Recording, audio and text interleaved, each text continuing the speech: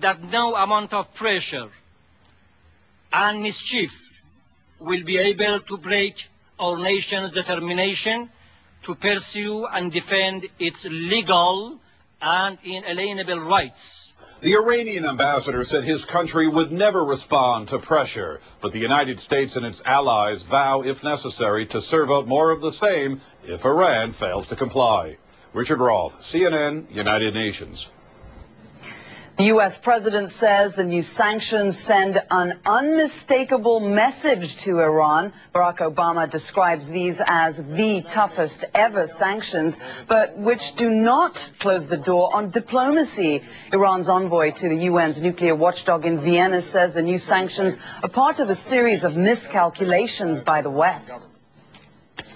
We condemn this kind of mentality and policy of carrot and stick and the policy of sanction and dialogue. This is uncivilized policy and approach, and this has to be stopped. We cannot, in fact, tolerate, and we cannot accept and digest. Nobody can digest this kind of unjustified approach that they want to pass a resolution and sanctions against Iranian nation, and at the same time call upon to come to the negotiating table.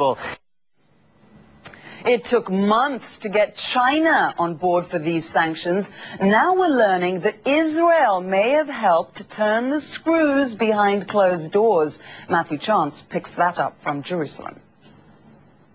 Well, Israel is swirling with rumours and media reports that in a bid to convince China to support this new Security Council resolution, its diplomats travelled to Beijing earlier this year to outline the economic consequences of an Israeli military strike on Iran should international diplomacy fail to curb the country's nuclear program. Israeli officials are refusing to comment publicly about the details of what went on, but confirm meetings took place.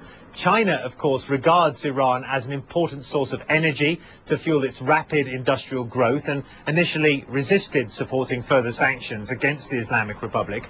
Analysts, though, say the possibility of Israeli strikes and the disruption that they would likely cause to Iran's energy sector may have been a factor in convincing Beijing to support the resolution this time, or at least not to veto it. Matthew Chance, CNN, Jerusalem. The U.S. president is pledging $400 million to help build houses, schools and healthcare facilities in the Palestinian territories. Barack Obama met with the Palestinian Authority President Mahmoud Abbas. That was Wednesday at the White House. He called the situation in Gaza unsustainable and says he's going to work with Israel to find a new approach. Israel is taking steps to ease its blockade and beat back growing international criticism. It's now allowing some previously banned foods into Gaza. Critics say that that move's really insignificant. Renowned oceanographer Philippe Cousteau is raising awareness about